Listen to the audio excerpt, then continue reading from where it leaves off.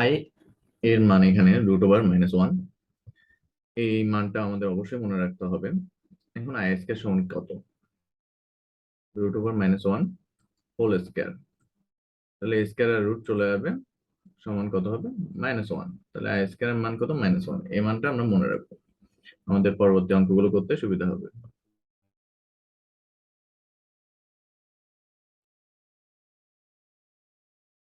তাহলে দেখি, এখানে বিভিন্ন সংখ্যা থাকতে পারে। √(-3) আছে, তাহলে √(-3) কে আমরা ভেঙে ফেলবো। -3 কে আমি -1 ইন্টু 3 লিখতে পারি, ঠিক আছে। এখন -1 ইন্টু 3, এটাকে আমরা রুট দিয়ে আলাদা আলাদা করে লিখলাম। √(-1) সমান কি? আই √3। তাহলে এটা আমরা কি পেলাম? √3i। তাহলে এখানে যদি আমরা কি রুটের ভেতর যে কোনো সংখ্যায় থাকতে পারে, এখানে যে কোনো সংখ্যায় থাকুক, রুটের ভেতর মাইনাস আসছে, আমরা আই নিয়ে আসবো, ঠিক আছে। এর পরবর্তী অংশটা দেখি, প্রশ্নটা আমাদের বিসিএস পরীক্ষায় এসেছে, খুব কম সময়ে আমরা করব।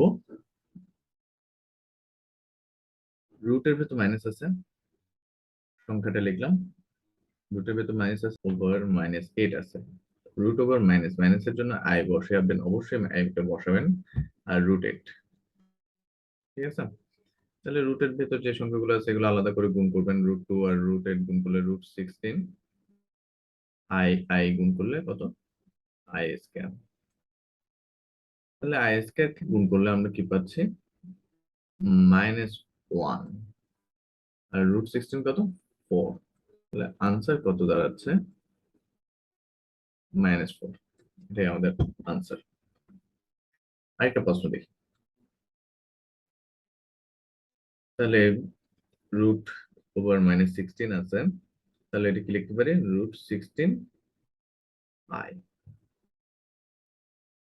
এখানে √(-1), তাহলে √(-1) হচ্ছে এই মান কত? আই। √16 হচ্ছে 4, আর এখানে কত? I square.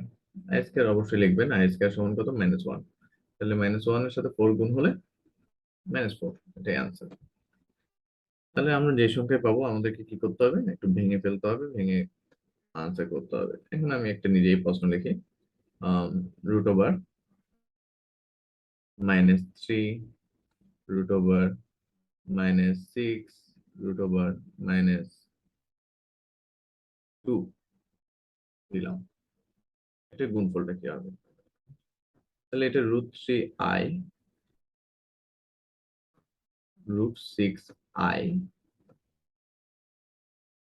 √2i, ঠিক আছে। এখন √3, √6, √2, ঠিক আছে। অবশ্যই গুণ করে ফেলতে পারেন, আপনার পুরো সংখ্যাটাই গুণ করে ফেলতে পারেন, ঠিক আছে। গুণ করে আবার মৌলিক উৎপাদকে ভাঙতে হবে। তাই আমি এটাকে এভাবে ভেঙে ফেলি। √3, √6 কে √3 ইন্টু √2 লিখি, ঠিক আছে। √6 কে কি লিখতে চাচ্ছি? √3 ইন্টু √2। √6 কে ভেঙে লিখছি আমি এটাকে, এই অংশটাকে। আর এখানে আরেকটা √2 ছিল, আই এখানে 3টা, তাই আই কত হবে? আই কিউব, ঠিক আছে। I cube. তাহলে এভাবে ভেঙে ফেলার কারণ কি? এভাবে ভেঙে ফেলার কারণ হচ্ছে যে এখন √3 গুণ করলে হয় 3, √2 আর √2 গুণ করলে হয় 2। আই কিউব, আই কিউব কে আমরা এভাবে লিখতে পারি, I square into I. I square সমান হচ্ছে -1। আই স্কয়ার সমান কত? -1। আই স্কয়ার লিখি, তারপর পরের লাইনে আই লিখবো, ঠিক আছে। তাহলে আই স্কয়ার এর মান কত? -1। মাইনাসটা আমি সামনে লিখলাম, -1 এর সাথে 6 গুণ করলে -6, ঠিক আছে। আনসার কত? -6i, এটাই আনসার। একটু দেখে শুনে করবেন, আবার দেখুন, দেখবেন বুঝতে সুবিধা হবে। দেখি এরপরে কি আছে আমাদের। তাহলে এখানে যে সংখ্যাটা থাকুক, সেটাকে ভেঙে লিখতে হবে, 4 দ্বারা ভাগ করতে হবে। এখানে ইনভার্স আছে, inverse to the power minus আছে, তাই এটা কি করবো, 1 দিয়ে লিখলাম। এখন 49 কে এখানে ভাগ করবো, 49 কে ভাগ করলে কি হয় দেখি, 4 দ্বারা ভাগ করবো, 4 দ্বারা ভাগ করলে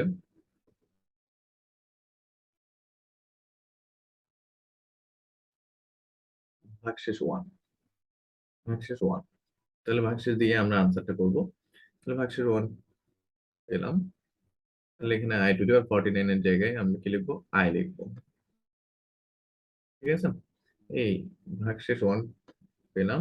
ভাগশেষ 1 দেখে আমরা আনসারটা করতে পারি। এখানে 1/i, কিন্তু আমাদের অপশনে আছে কিনা দেখবো, আমাদের অপশনে ছিল না।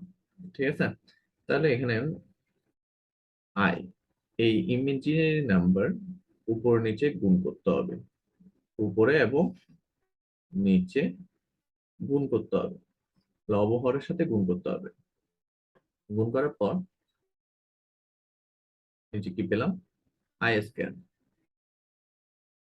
উপরে আই। এখন আই স্কয়ার সমান কত, নিচে আই স্কয়ার সমান -1, আর উপরে আইটা যেভাবে আছে সেভাবে থাকবে। তাহলে কত পেলাম, -i। ঠিক আছে, তাহলে আমরা দেখবো আমাদের অপশনে কি আছে, সেটার উপর নির্ভর করে আনসার হবে। তাহলে আমাদের আনসার কত, -i। ঠিক আছে, এটার প্রথম ভিডিওটা অবশ্যই দেখবেন, দেখলে আরো বড় বড় সংখ্যার ক্ষেত্রে, ভাগের ক্ষেত্রে কি হবে, সংখ্যার ক্ষেত্রে কি হবে, আরো কম সময় করা যায় কিনা সেটা বুঝতে সুবিধা হবে।